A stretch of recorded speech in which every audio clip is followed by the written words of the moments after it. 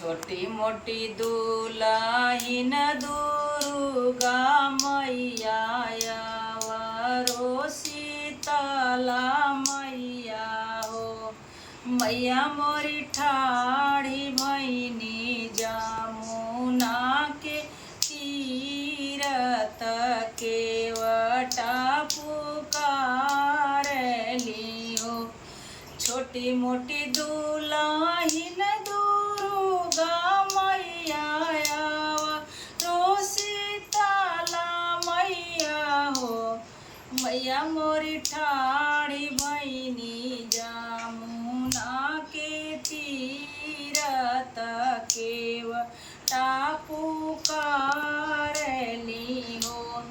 मैया मोरी ठाड़ी भैनी जमुना के तीरथ केवटा पुकारनी हो।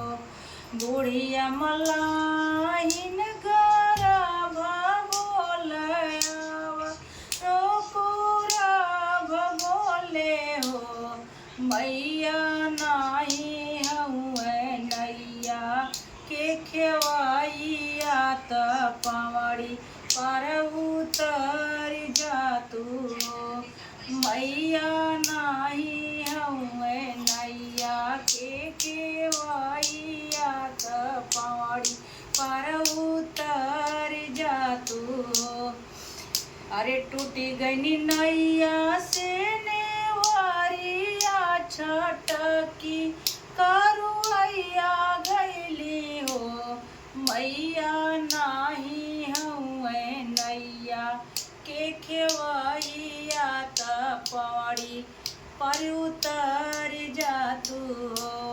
मैया नाही हउए नैया के खेवैया त पवड़ी पर उतर जातू हो। बुढ़िया मलाहिन गरभ बोलवा रोकुरभ बोले हो। मैया नाही हउए नैया के खेवैया त पवड़ी पर उतर जातू हो। अरे केवटिन कमरई सातो पुतावा त केवटिन अनार होके हो। केवटिन मारस तोर विदेश कई जवाइया त केवटिन गरभ बोले हो। केवटिन मारस तोर विदेश कई जवाइया त केवटिन गरभवै बोले हो। बनी गई नैया से नेवरिया त अवरो करुआइया हमारी हो। मैया घर ही हउए नैया के खेवैया त पर उतार दी है हो।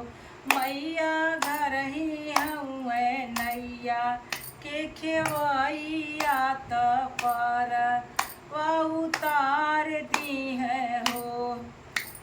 केवटिन का जिये सातो पुतावा त केवटिन ढिठारी होके केवटिन ढिठारी होके हो। केवटिन जिया सतोर विदेश कई जवाइया त केवटिन उजियार होखे हो। केवटिन जिया सतोर विदेश कई जवाइया त केवटिन उजियार होखे हो। छोटी मोटी दुलाहिन दुर्गा मैया रो शीतला मैया हो। मैया मोरी ठाड़ी भैनी जमुना के तीरथ केवटा पुकारली हो। मैया मोरी ठाड़ी भैनी जमुना के तीरथ केवटा पुकारली हो। जय हो दुर्गा मैया, जय माँ।